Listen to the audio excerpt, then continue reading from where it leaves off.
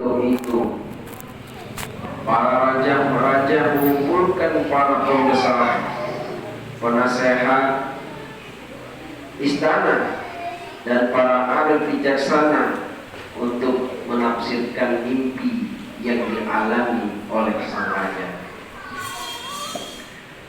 Hadirin sidang jemaah Jumat yang dimuliakan Allah, dari para tamu undangan yang hadir, mereka berpendapat bahwa mimpi yang dialami sang raja hanyalah bunga tidur saja. Para penasehat istana menyarankan agar raja melupakan mimpinya tersebut. Mendengar jawaban dari para penasehat istana, sepertinya sang raja tidak puas. Tidak puas dengan tafsir mimpi yang diberikan. Raja meminta agar dicarikan lagi penafsir mimpi yang handal. Ketika itu tiba-tiba datang salah seorang pelayan istana menyampaikan bahwa ada seorang penafsir mimpi yang cerdas dan dapat dipercaya. Dialah Yusuf yang saat ini berada di dalam penjara. Tanpa pikir panjang, sang raja segera menyuruh pelayan istana untuk menanyakan tafsir mimpi kepada Nabi Yusuf alaihissalam. Singkat cerita, Nabi Yusuf menafsirkan mimpinya bahwa negara pada saatnya nanti akan menghadapi masa makmur dan subur selama 7 tahun. Semua tanaman seperti gandum, padi, dan sayur mayur akan menghasilkan panen yang melimpah ruah. Kemudian setelah masa makmur dan subur terlewati, maka akan menyusul masa paceklik yang cukup lama selama 7 tahun berikutnya. Sungai Nil tidak akan memberi air yang cukup bagi ladang-ladang yang kering. Tumbuh-tumbuhan dan tanaman rusak dimakan hama. Persediaan bahan makanan, hasil panen tahun yang subur itu akan terkuras habis dimakan penduduk Mesir. Nabi Yusuf melanjutkan tafsir mimpinya. Setelah mengalami kedua masa 7 tahun itu, akan tiba masa basah. Hujan deras akan turun menyirami tanah-tanah yang kering dan tandus. Kemudian tumbuh pun kembali hijau dan subur. Masa itu akan menghasilkan bahan makanan dan buah-buahan yang lezat yang dapat diperas untuk diminum. Untuk mengatasi masa paceklik tersebut, raja diminta menyimpan dengan baik segala hasil panen selama masa subur, dan untuk berhemat dalam memakainya agar terhindar dari bencana kelaparan dan kesengsaraan. Hadirin sedang jamaah Jumat yang dimuliakan Allah Subhanahu wa taala. Setelah kita menyimak penjelasan dari Nabi Yusuf alaihissalam tersebut, pelayan pergi dengan menyampaikannya ke raja. Kali ini raja lebih percaya bahwa tabir mimpi yang disampaikan Yusuf lebih mudah dipahami. Akhirnya sang raja membebaskan Nabi Yusuf dan dari segala dakwaan dan fitnah yang menimpanya. Hadirin sedang jamaah Jumat yang dimuliakan Allah, maka setelah itu sebagai imbalan Yusuf diangkat menjadi bendahara kerajaan Mesir ketika itu karena kemampuannya yang cerdas dan manajemen harta yang bagus. Kisah Nabi Yusuf ini diabadikan di dalam Al-Quran surat Yusuf ayat 43 sampai 55. Hadirin yang dimuliakan Allah Subhanahu wa taala. Kisah penjelasan Nabi Yusuf di atas adalah sebuah kisah nyata, bukan fiksi, bukan khayalan atau sebuah dongeng. Maka oleh karena itu diabadikan dalam Al-Quran surat Yusuf ayat 111. Laqad kana fi qasasihim ibratun li ulil albab ma kana hadisan yuftara walakin tasdiqal ladzi baina yadayhi wa tafsila kulli syai'in wa hudan wa rahmah liqaumin yu'minun. Sungguh pada kisah mereka benar-benar terdapat pelajaran bagi orang-orang yang berakal, bagi orang-orang yang berakal sehat. Al-Quran bukanlah cerita yang dibuat-buat, melainkan merupakan pembenar kitab-kitab yang sebelumnya, memerinci segala sesuatu sebagai petunjuk dan rahmat bagi orang-orang yang beriman.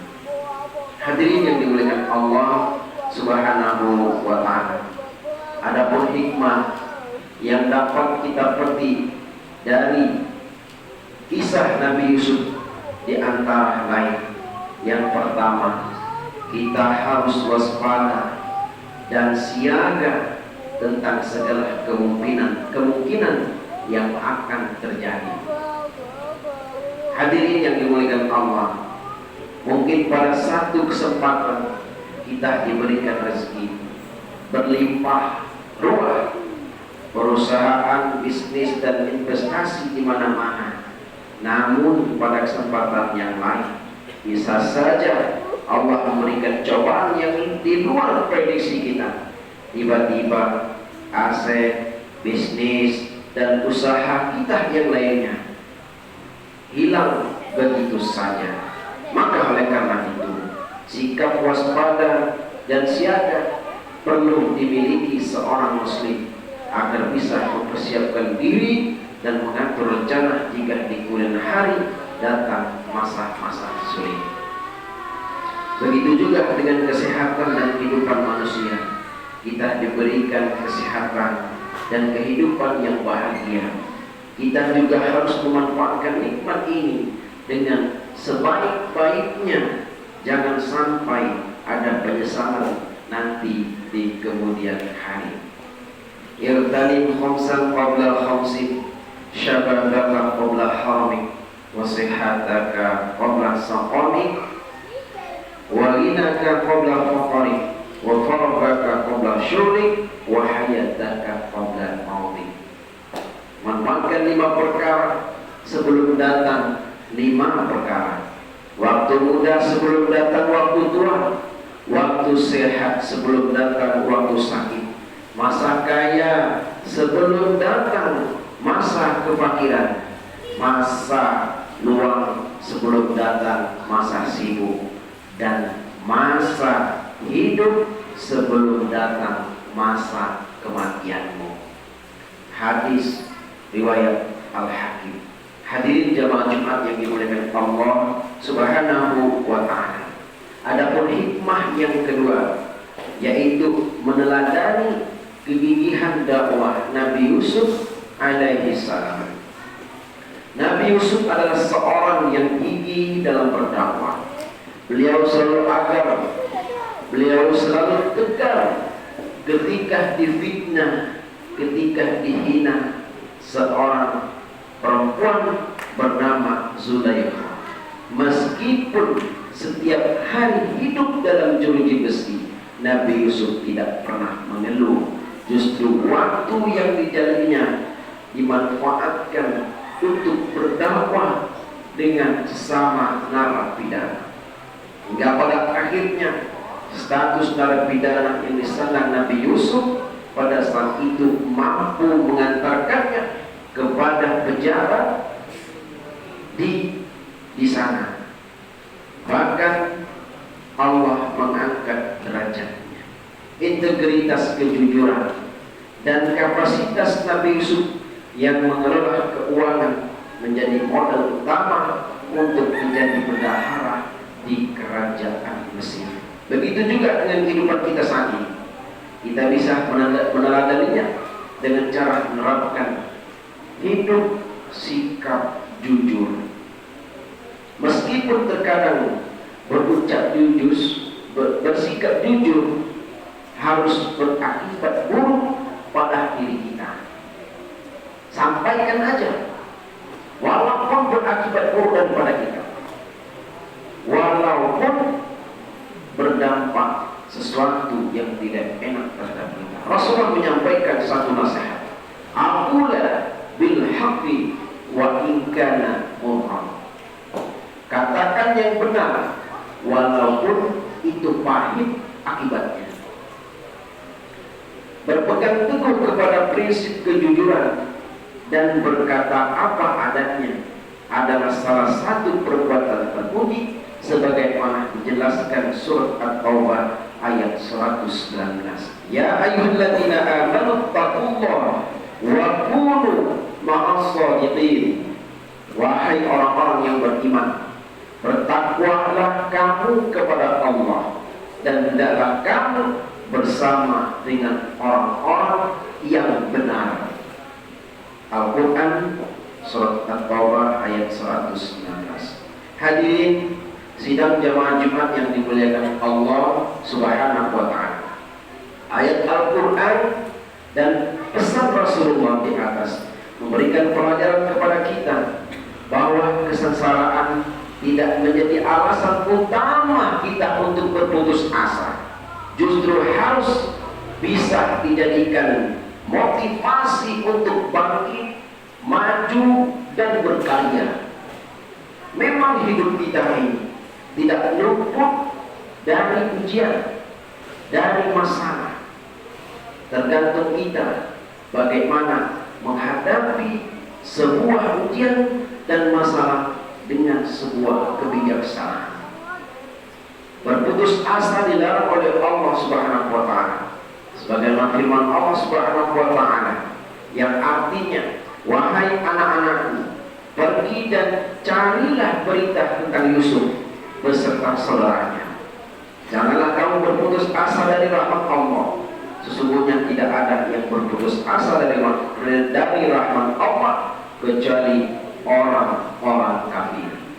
Hadirin yang dimuliakan Allah, bagi kita orang beriman, ketika kita berputus asa dari rahmat Allah, maka kita termasuk orang-orang yang kafir. Hadirin yang dimuliakan Allah, semoga Allah Subhanahu wa ta'ala senantiasa menjaga kita, menjaga umat ini, menjadi hamba Allah yang senantiasa bersikap jujur, bersikap amanah, dan bersikap untuk tidak berputus asa dalam menampaki hidup dan kehidupan ini. Semoga Allah Subhanahu wa ta'ala menjadikan kita orang-orang beriman dan bertakwa. Mudah-mudahan kita semua dapat memetik hikmah dari kisah Nabi Yusuf tersebut untuk tetap tegar menghadapi setiap ujian di dalam hidup dan kehidupan ini. Barakallahu li wa lakum fil Qur'anil azim wa nafa'ani wa iyyakum bima fihi minal ayati wa zikril hakim. Fataqabbal minni wa minkum tilawatahu innahu huwas samiul alim.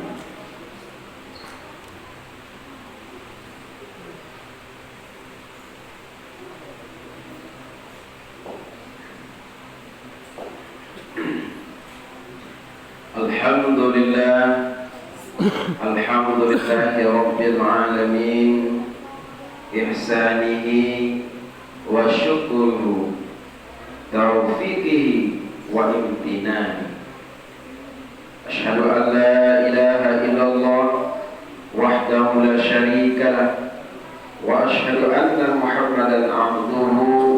ورسوله الداعي إلى رضوانه.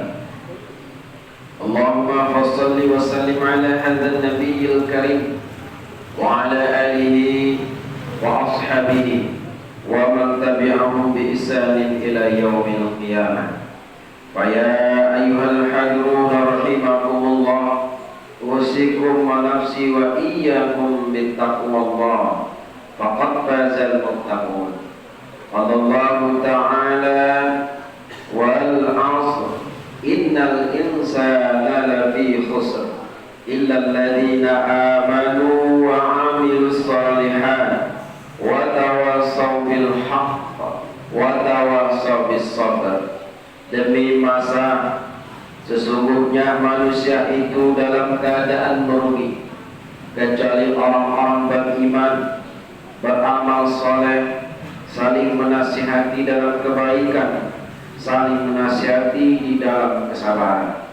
Inna Allaha wa malaikatahu yusalluna 'alan nabi ya ayyuhalladzina amanu sallu 'alaihi wa sallimu taslima. Allahumma salli 'ala Muhammad wa 'ala ali sayyidina Muhammad kama shallaita 'ala sayyidina Ibrahim wa 'ala ali sayyidina Ibrahim wa barik 'ala sayyidina Muhammad wa 'ala ali sayyidina Muhammad kama barakta 'ala sayyidina Ibrahim wa 'ala ali sayyidina Ibrahim fil 'alamin innaka Hamidum Majid. Allahumma ighfir lil muslimina wal muslimat wal mu'minina wal mu'minat al ahya'i minhum wal amwat innaka sami'un qaribun mujibud da'wat ya qadiyal hajat. Rabbana zalamna anfusana wa illam taghfir lana wa tarhamna lanakunanna minal khasirin. Rabbana atina fid dunya hasanah wa fil akhirati hasanah wa qina 'adzaban nar. Walhamdulillahi rabbil alamin. Ibadallah, innallaha ya'muru bil 'adli wal ihsan wa ita'i dzil qurba wa yanha 'anil fahsya'i wal munkar wal baghi ya'idukum la'allakum tadhakkarun. Fadhkurullahal 'aliyya yadhkurkum wa la dzikrullahi akbar. Aqimis shalah.